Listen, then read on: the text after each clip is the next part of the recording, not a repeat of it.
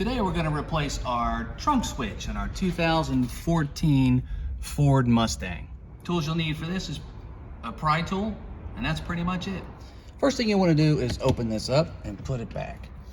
And you can leave that the way it is.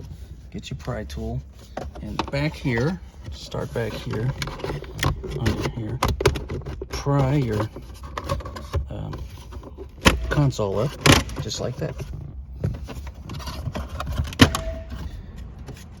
Take your bezel off, okay, keep going. And then these pull on this and it'll pop out.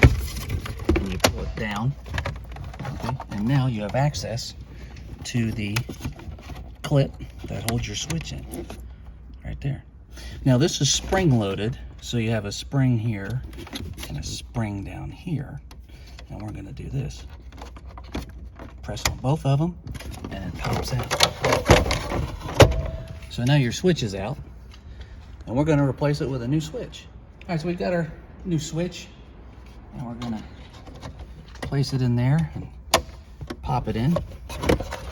Lift up our console, grab our cord here and put it back in. Make sure you hear it click. Slide your console in like this and line it up with the holes.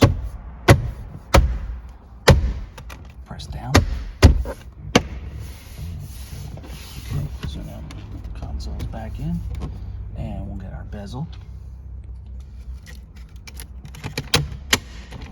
Put your bezel in.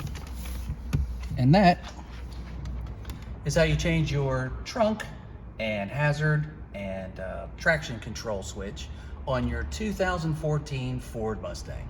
If this video helped you, please click like and subscribe to our channel so we can show you how to make more fixes to your cars.